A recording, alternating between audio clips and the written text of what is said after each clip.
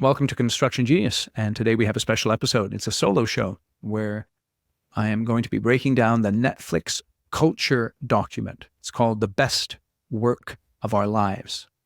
And we dive into the 4 core principles that Netflix operates by, as well as the values that they hold dear. And the purpose of this particular episode is to help you to reflect on the core principles and values that are driving your business and whether or not they're working for you. So I think you'll find it very interesting. Give me your feedback. Give the show a rating or a review, obviously, wherever you get your podcasts. Let's dive right in. And thank you for listening here today. This is Eric Anderton, and you're listening to Construction Genius, a leadership masterclass. Thomas Edison said that genius is 1% inspiration and 99% perspiration. If you're a construction leader, you know all about the perspiration, and this show is all about the 1% inspiration that you can add to your hard work to help you to improve your leadership.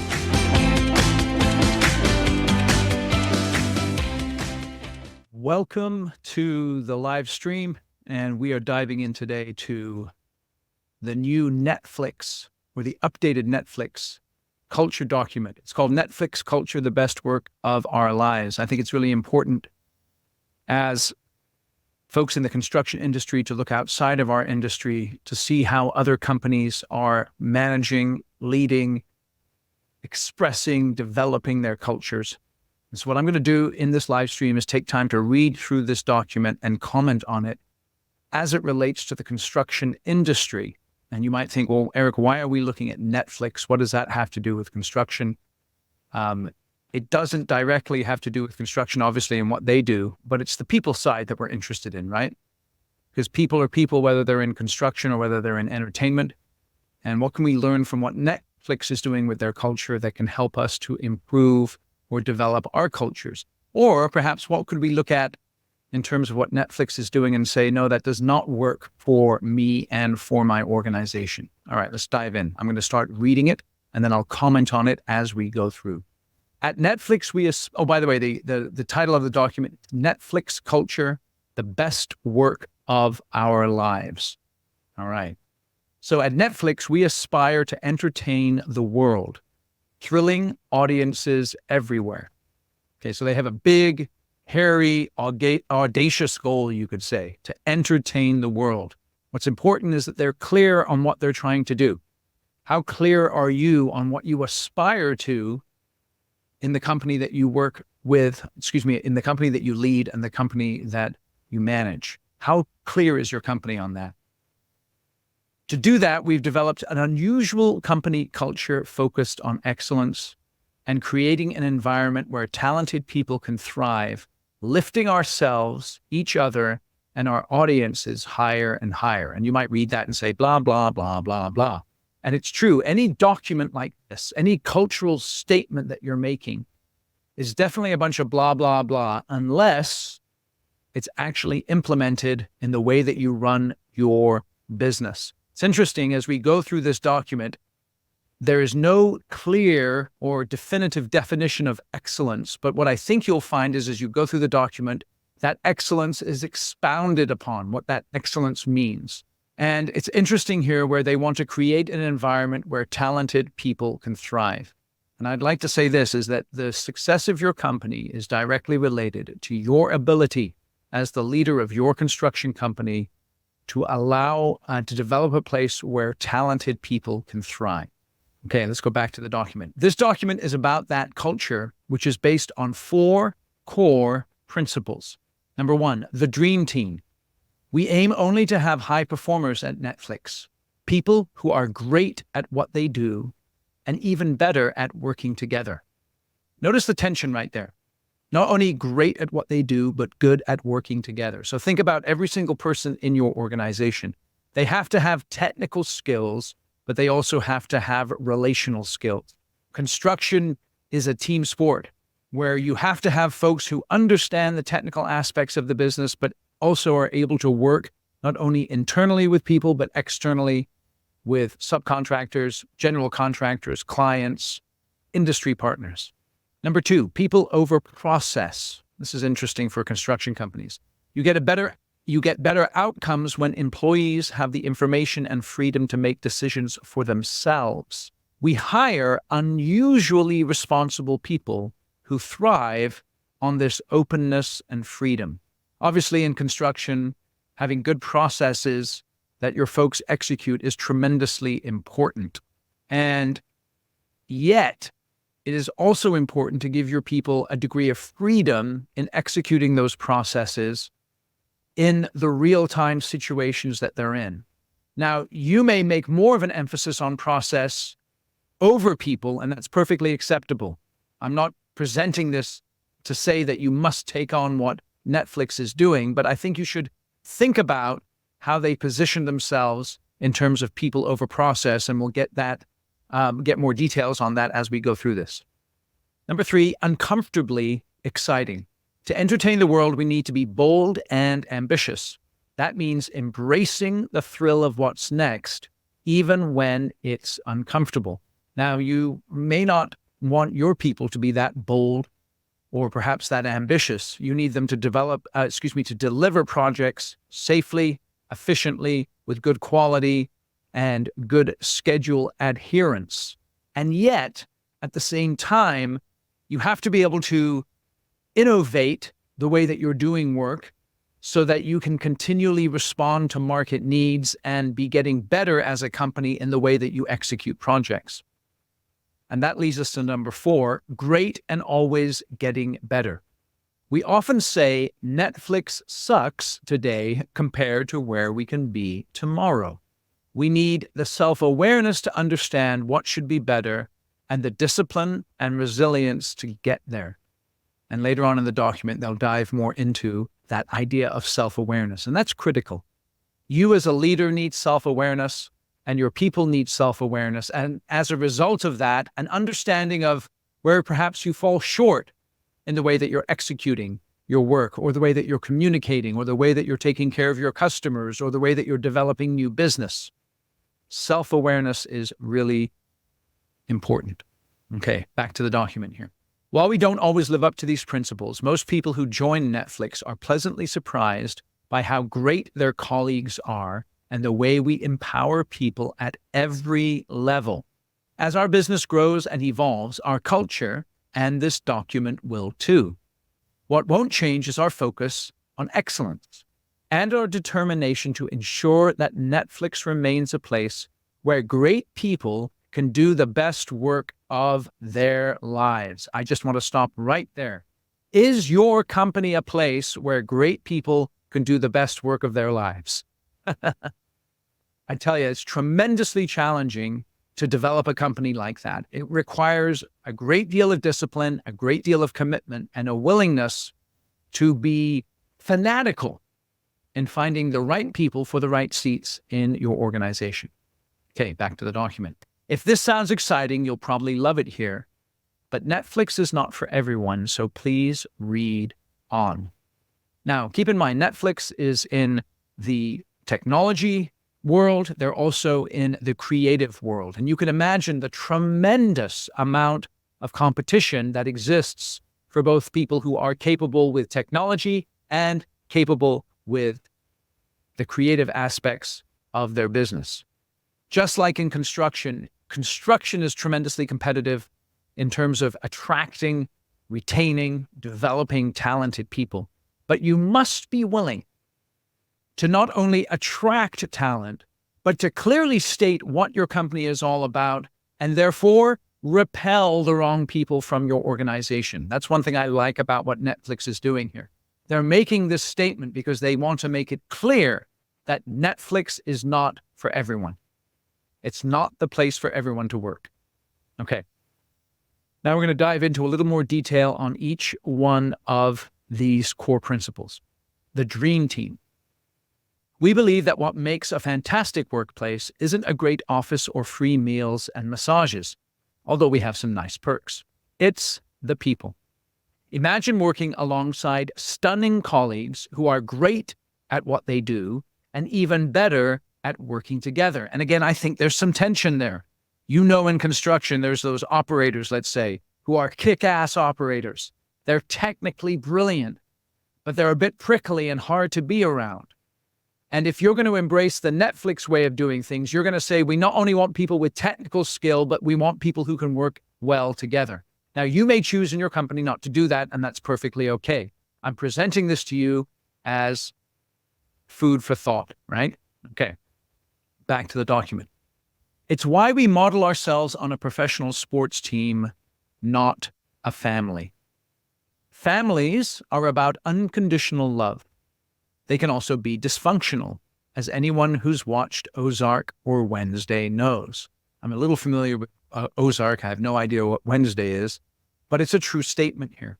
And this is key. Back to the document here, because this is great.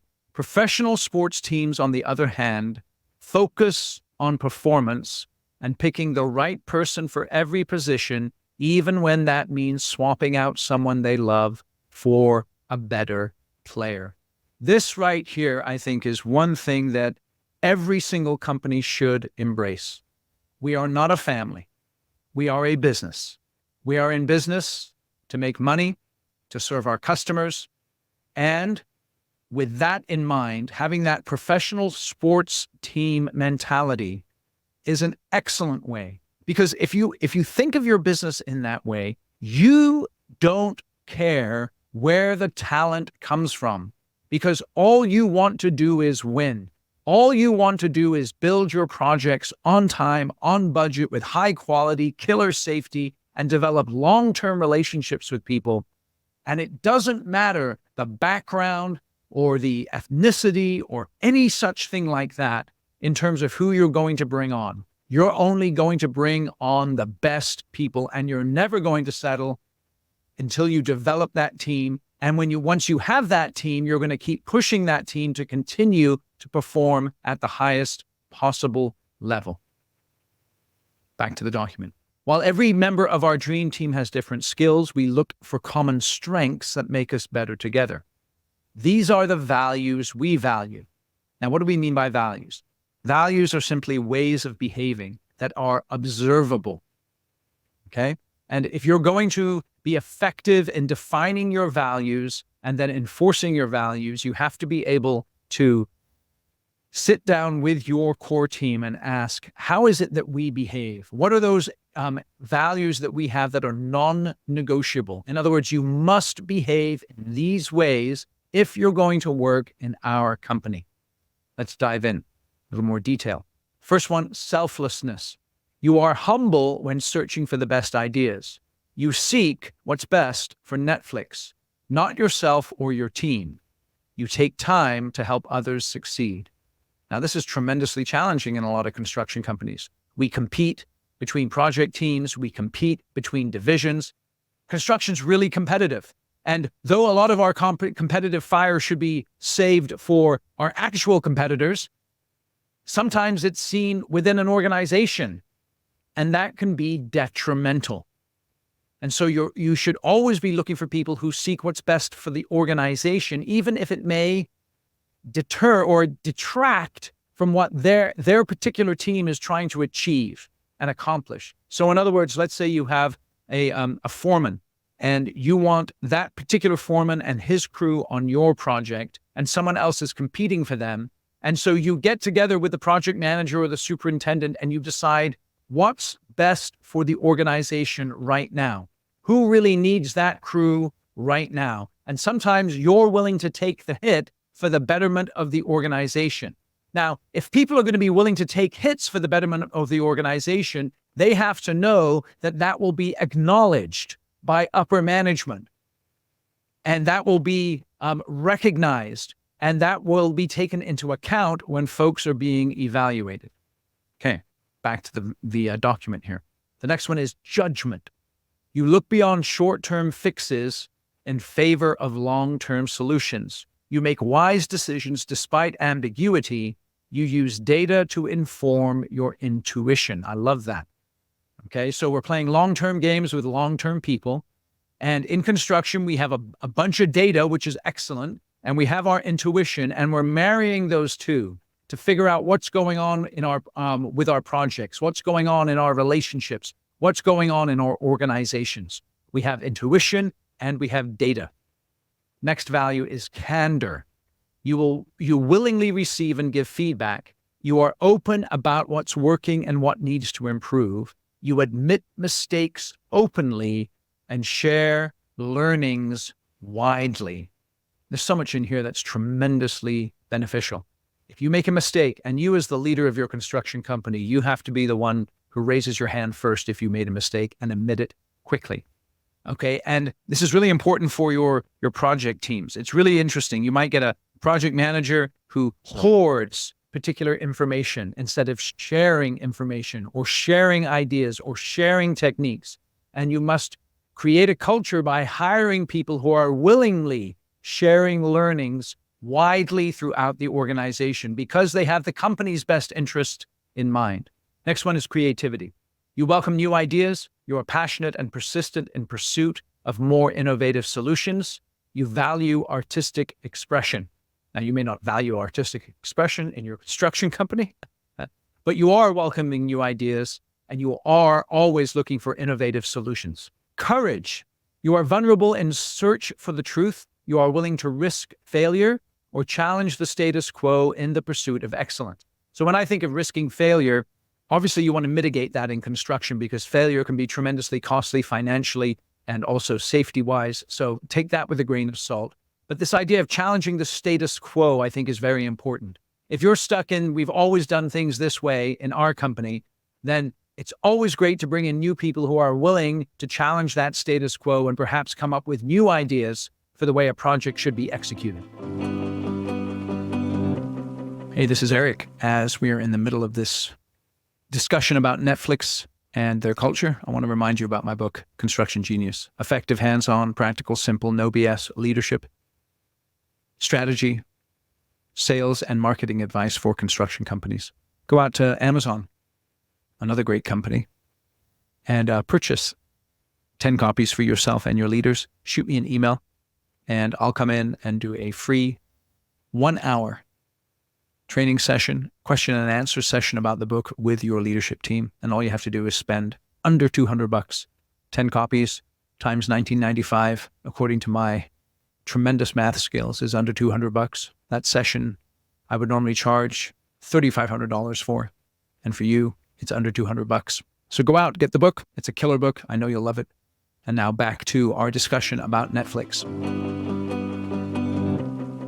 Inclusion. This is interesting. You recognize your biases and work to counteract them. You try to ensure everyone at Netflix can do their best work, whatever their culture, identity, or background. And I'd like to make a point here about true inclusivity, because if we're looking at our company as a sports team, okay, and we're not a family, nor are we a political organization, we're a sports team that wants to perform at the highest level, then any biased, natural bias that I have towards someone's background or their culture or their identity, I'm going to remove and I'm going to focus on what can this person perform? How does this person perform? What can they do to help our company achieve our goals? And you have to work very hard in your organization in order to do that. Next value, curiosity. You learn rapidly and eagerly. You are interested in other people's ideas as your own. You're humble about what you don't yet know. Important from the top of the organization all the way down. Resilience. You quickly adapt to changing circumstances. You make tough decisions without agonizing or long delay. You embrace a hard challenge. That sounds like construction right there. You've got to be adaptable. You've got to make tough decisions in a timely manner, and you have to be willing to do hard stuff. Okay. Now they go on here. It's easy to talk about values and harder to live them. We work hard to keep each other accountable for upholding these standards, especially our leaders, because excellence and honesty go hand in hand. Let me just stop right there. Sometimes when people get into leadership roles, they forget what got them there in terms of living out values, and they begin to fudge a little bit simply because they have this new position where they think they've made it. And it's particularly important for the leaders to be the ones who are the examples of the values that you have stated and you hold dear in your organization. Back to the document. It's why we invest in strong professional relationships that build trust and help people assume good intent. This in turn enables us to practice extraordinary candor, ensuring constructive feedback is part of our everyday work, like brushing your teeth. It takes courage and vulnerability to ask someone how you can do better, or to seek alternative opinions, and integrity only to say things about a colleague you're willing to share with them directly. I just want to stop right there. Many construction companies have these little gossip mills going on. He said, she said, all this kind of BS stuff, right? How about exemplifying in your behavior and insisting throughout your organization that people only say things about colleagues that they're willing to share with them directly? How very interesting. Now that takes candor and courage. Back to the document. This is especially true when giving feedback to someone more senior or from a different background, or if you come from a culture or company where deference is the norm. But extraordinary candor helps us improve faster as individuals and a company. So let me ask you, as a senior person, the leader of your construction company, are you willing for anyone to come up to you and give feedback as far as what they think needs to be done in the organization? Or are you unapproachable? If you can exemplify that, if you can be an example of someone who's willing to get feedback from anyone, it can so refresh your culture and keep it innovative and keep it alive. Back to the document. Since a high performer in any role is many times more effective than an average employee, our dream team is driven by performance, not seniority, tenure, or unconditional loyalty. It's also why we focus on maintaining a high-performance culture. To recruit and retain stunning colleagues, we pay personal top of the market for the role and location. A judgment about what that person could make in a similar role at another company, and what we would pay to keep or replace them. We expect leaders to be developers, strong developers of talent, and to ensure that they have the right player at every position. Now, here it is. This is one of the key aspects right here. And I tell you, I know from working with contractors for over 2 decades that the number one problem that most of them face is this. It's having the wrong person in the wrong position. And Netflix has a great way to address that, and let's focus in on it. I'll go back to it. And to ensure that they have the right player at every position, we ask them to apply what we call the keeper test, asking, if X wanted to leave, would I fight to keep them? Or, knowing everything I know today, would I hire X again? If the answer is no, we believe it's fairer to everyone to part ways quickly.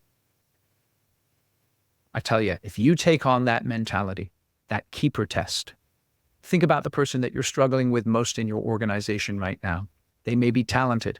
They may be a long-term employee. You may have a personal relationship with them. You may like them. But ask this. If they came into your office today and said, I'm going down the street to your competition, would you fight to keep them? Or would you breathe a sigh of relief, shake their hands, and part friends? If you're breathing a sigh of relief and shaking hands and parting friends, you should be doing something about that. You must insist on the right people in the right positions in your organization. Okay, back to the document. In the abstract, the keeper test can sound scary. In reality, we encourage everyone to speak to their managers about what's going well and what's not on a regular basis. This helps avoid surprises. Managers also evaluate team members on their whole record, rather than focusing on the mistakes or bets that didn't pay off. On the dream team, you need people who challenge the status quo and try new things. So we stick with employees through short-term bumps. That's excellent right there. No matter how brilliant someone may be, there's no place in our dream team for people who don't treat their colleagues with decency and respect. When you have talented people who work well together, trusting each other's intentions and respecting their differences, it makes everyone more successful. Okay, next value, people over process. Many of us have worked at companies where decisions were made top down, There was little transparency, and it felt hard to make a difference or even get basic things done. At Netflix, we aim to inspire and empower more than just manage, because people can have greater impact when they're free to make decisions about their own work. And this is something that every company has to decide. You have to be able to, so to speak, create the sandbox that your employees play in, and then allow them to play in the sandbox. Don't be one of those helicopter parents that are always coming in and saying, "Oh, watch out, don't get the sand in your eye." Create the sandbox, and it can be whatever you want it to be. It doesn't have to be following Netflix's ideas. It can be your ideas. But one of the keys to getting people to perform at the highest possible level is a degree of autonomy and freedom. So create that sandbox, and once you've created it, allow people to do their thing in the sandbox. Okay, back to the document. As part of this, we strive to develop good decision-making muscles at every level of the company. Excellent phrase there. Priding ourselves on how few, not how many, decisions senior leaders make. We expect managers to practice context, not control, giving their teams the context and clarity needed to make good decisions instead of trying to control everything themselves. So let me give you an example. Context would be something like this. We want to deliver this project safely and on budget and on time. That's context. You give them the context, and then you give them the freedom to achieve that using the talents and skills that they have. We also help employees learn by sharing a lot of information internally, including through memos where they can comment and ask questions. It takes an unusually responsible person to thrive on this level of freedom. Someone who's self-motivated, self-aware, and self-disciplined, who doesn't wait to be told what to do and picks up the trash like they would at home. Tell your friends, bring someone in and observe them for a little bit. Are they self-motivated? Are they self-disciplined? Can they pick up the trash without being told what to do? These are the types of people you want in your organization. That said, context, not control, should not be confused with hands-off management. Very interesting here. Managers need to be involved in the work being done around them and actively coach their teams. And I think this is one of the tremendous shifts that's happening in construction at the moment. Construction has a lot of similarity to military organization, sort of command and control, but it's shifting more in the last 15, 20 years to a coach-player sort of mentality. And so if you're going to be a successful leader, it's not going to be through command and control anymore. It's going to be through coaching. But coaching requires that you have relationships with your people and that you allow them some areas of failure and development. And you can specifically point out to them how they should perform, not coming in and playing the game yourself, but standing on the sideline and giving them clear direction. Okay, back to the document. They may also have to step in when someone is about to make a decision that is unethical or could materially harm Netflix during a crisis, or if a new team member lacks the full context. Okay, again, excellent. We avoid decision-making by committee, which tends to slow companies down and undermine accountability. For every significant decision, we identify an informed captain who's responsible for making a judgment call on the right way ahead. Notice the language there. A judgment call. Okay, not every decision is correct, but people often get paralyzed by no decision and the company never moves forward. Okay, back to the document. Then different teams, each led by their own informed captain, implement the decision. This highly aligned and loosely coupled approach gives teams the freedom to move quickly and operate independently while ensuring responsibility for the outcome. That's what you want to develop in your organization. People have freedom to make decisions, to operate independently, but they also take responsibility for the outcome. Back to the document. We've learned that the best ideas can come from anywhere, which is why we expect informed captains to seek out different opinions and listen to people at every level. We call this farming for dissent. Of course, not all opinions are created equal, and with 10,000 plus employees, it's impractical for everyone to weigh in on most decisions. So, on an important creative decision, for example, the opinion of someone working in TV, film, or games will carry more weight than an engineer and vice versa when it comes to our product or technology. So that makes a lot of sense, right? The opinion of your foreman who's actually building the project perhaps will carry more weight than the project manager who's managing the project. It depends on the decision, right? Okay. After a decision is made, we expect everyone, including the people who argued for a different approach, to disagree and commit. This helps ensure the outcome is as successful as possible.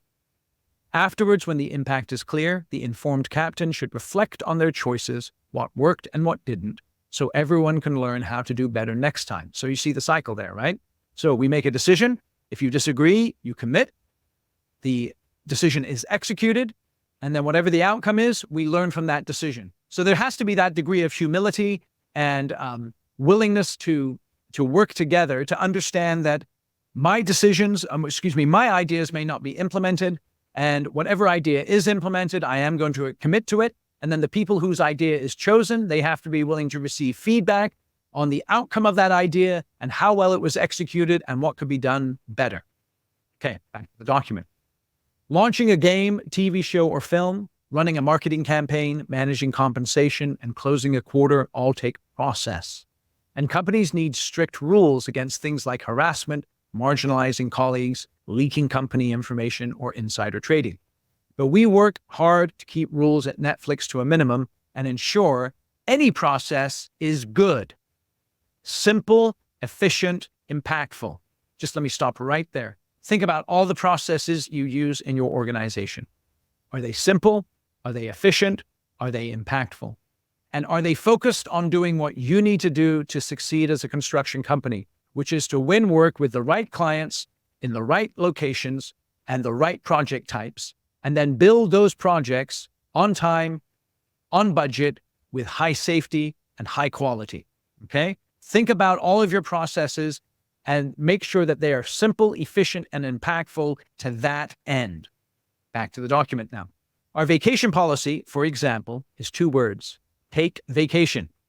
And our expenses policy is just 5 words: act in Netflix best interests. Very interesting. Now, you may not have that exact same policy for either of those 2 things, but that's something to reflect on. How complex are your policies, and how does that reflect the fact that you may be having to manage the wrong people in your organization? Because if you have the right people in the right positions, perhaps you will need less policies and less regulations to manage them. Okay, back to the document. This almost no rules rule gives employees the freedom to exercise their judgment. It also prevents the process creep that typically happens when companies grow and try to dummy-proof their organizations, stifling creativity and making it harder for businesses to adapt. You might think this kind of freedom would lead to chaos. In reality, while we've had our fair share of failures, and a few people have taken advantage of our culture in bad ways, our emphasis on individual autonomy has created an extremely successful business with many opportunities for employees to develop and grow. In entertainment and technology, our biggest threat is a lack of creativity, adaptability, and innovation. It's why we try to minimize rules and processes rather than errors, while giving people the freedom to use their own judgment and learn from their mistakes. It's a far superior recipe for long-term success. Okay, so think about that in your construction company. All right, here's another core here. Uncomfortably exciting. Netflix is programming for well over 500 million people globally, something no other entertainment company has ever done before. Success requires us to be bold and ambitious, to think differently, experiment, and adapt often quickly. This is true whether we're designing a new product feature, working to improve our recommendations, developing a marketing campaign, or creating a TV show or game. Many people will be happier at companies that are more stable and take fewer risks. Netflix works best if you value experimentation, enjoy the uncomfortable excitement of a new or challenging project, and have the resilience to thrive in this environment. Again, this is unique to Netflix. It may not be exactly for your organization. You may be tremendously stable, and you're just looking for people to come into the organization and perpetuate that stability. But you may be an organization that's new, or that has that vibe of adaptation and creativity and entrepreneurship. And so you're looking for the right people in the right roles with the right mindsets. Okay. Next core principle here, artistic expression. Like Netflix, what does that have to do with construction? Well, see what you can take out of it here. Representation matters. This is interesting here, by the way. Our members come from many different backgrounds and cultures, and they want to see a wide variety of stories and people on screen.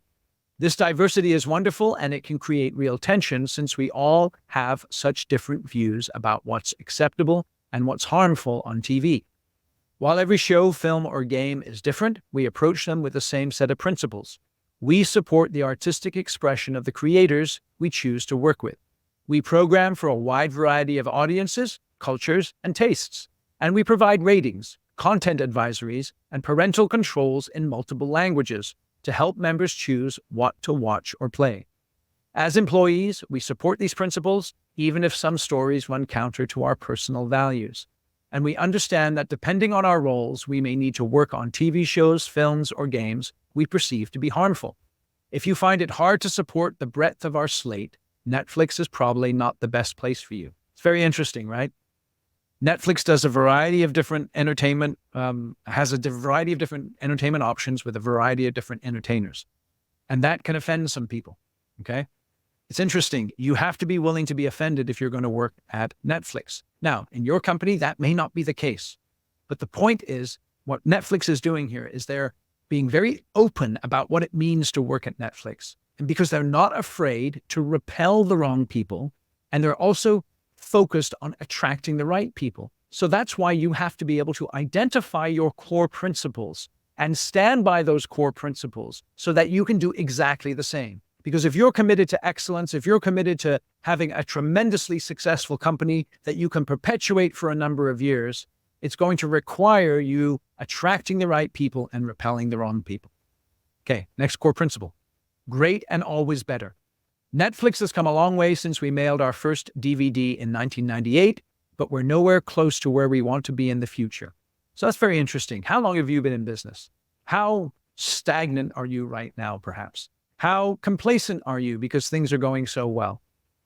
Perhaps you need to shake things up a little bit. You see, Netflix has this culture where they're never satisfied. And I think if you're going to model your company after that idea of a professional franchise, you should always model it over the best franchises who aren't there just there to keep the fans coming in and making money, but they're really focused on winning as much as possible, as often as possible.